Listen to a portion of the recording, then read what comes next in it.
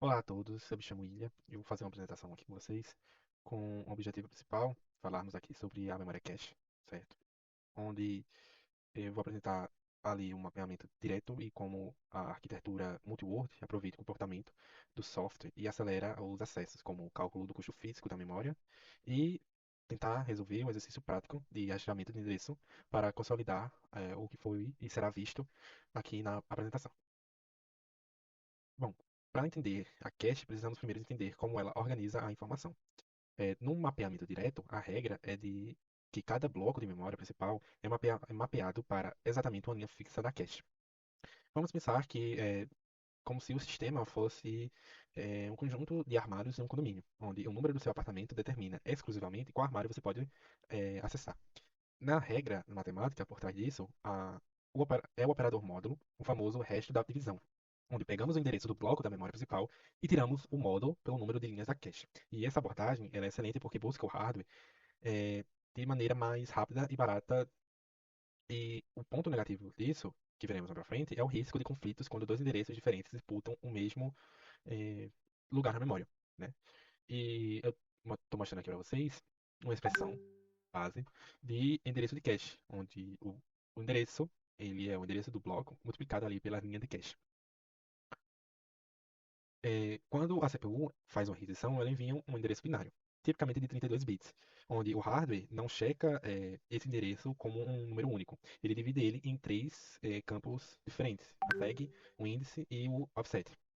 A tag, ela é como um identificador exclusivo daquele bloco. Como múltiplos blocos de memória RAM mapeiam para a mesma linha de cache, a tag ela é usada para checar se o bloco que está lá dentro daquela linha é realmente aquele bloco que a CPU quer.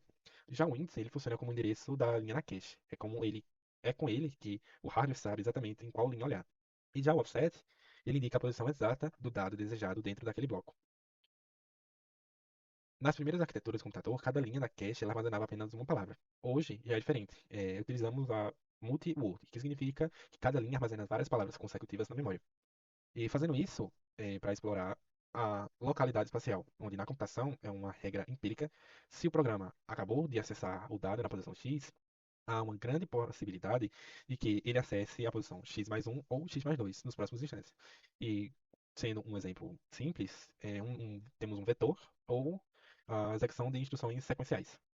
E trazer um bloco inteiro com várias palavras em uma vez só garante que os próximos acessos da CPU ocorram diretamente na cache, sem precisar ir diretamente na RAM, o que deixaria o processo mais rápido. Muitas vezes ouvimos falar em uma cache de 16 kilobytes, mas fisicamente ela ocupa muito mais do que 16 kilobytes no silício.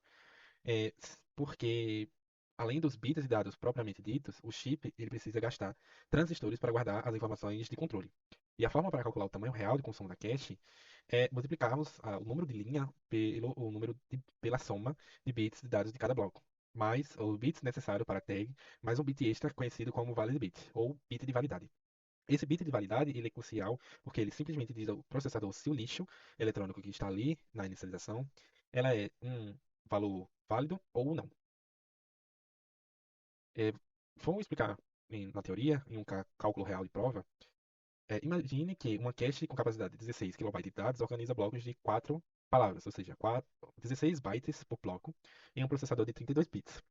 Em primeiro, descobrimos quantas linhas a cache tem. Dividimos 16 kilobytes por 16 bytes, resultando em 1024 blocos. Logo, precisamos de 10 bits para o índice, que é o mesmo que 2 elevado a 10 igual a 1024.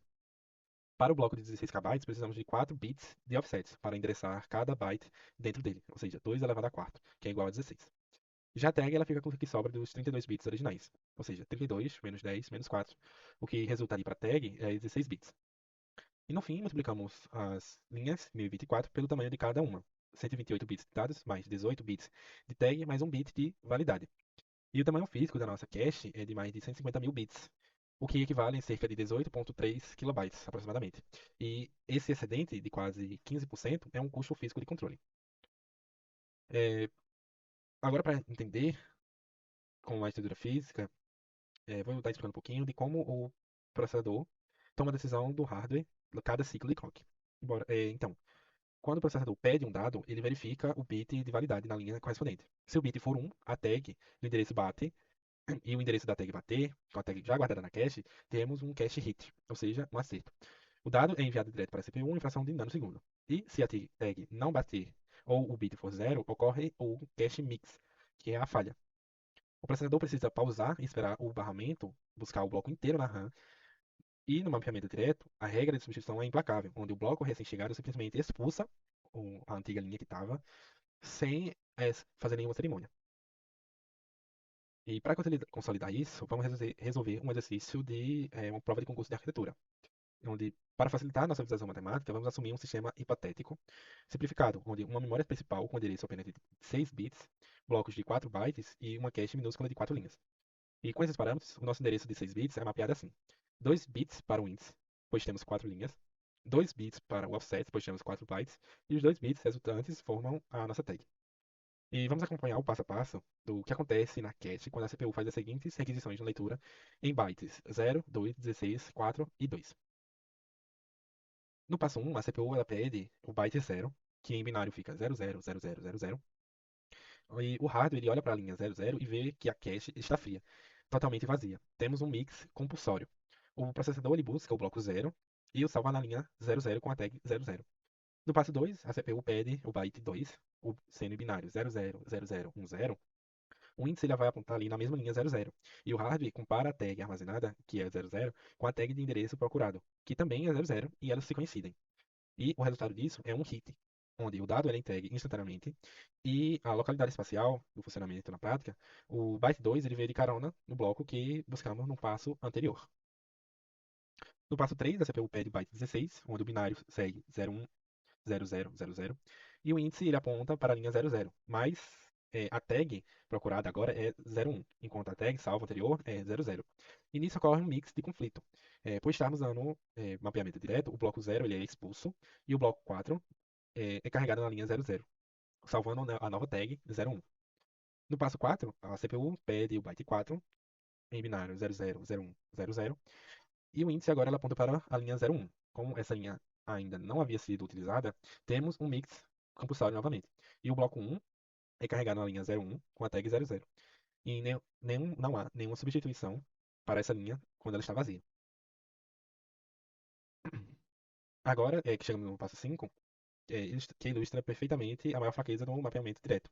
A CPU ela pede o byte 2 novamente, e o índice nos leva à linha 00. No entanto, o passo 3, nós expulsamos o bloco 1 para dar lugar ao byte 16, e a tag, onde era 00, agora é 01. Como a tag procurada agora é 00, temos um novo mix de conflito. O bloco 4 é descartado e o bloco 0 precisa ser recarregado na linha 00. E se olharmos para o estado final da cache, a linha 00 e 01 estão ocupadas e válidas, enquanto as linhas 10 e 11 continuam vazias. Ao longo das 5 requisições, tivemos apenas um hit e 4 misses. Uma taxa de acerto de 25% para as nossas sequências especiais de acessos. E isso prova que, embora o mapeamento direto seja muito simples e rápido, sequências de acessos alternados que disputam o mesmo índice podem degradar significativamente a performance devido à substituição constante. Em suma, o mapeamento direto, ela brilha pela sua simplicidade de implementação física, mas exige um bom dimensionamento de blocos e compiladores inteligentes para evitar conflitos severos. E bom, espero que com essa apresentação eu possa ter esclarecido algumas informações, certo? Mas caso ainda fique algumas dúvidas, podem deixar aí no comentário que a gente responde da melhor forma.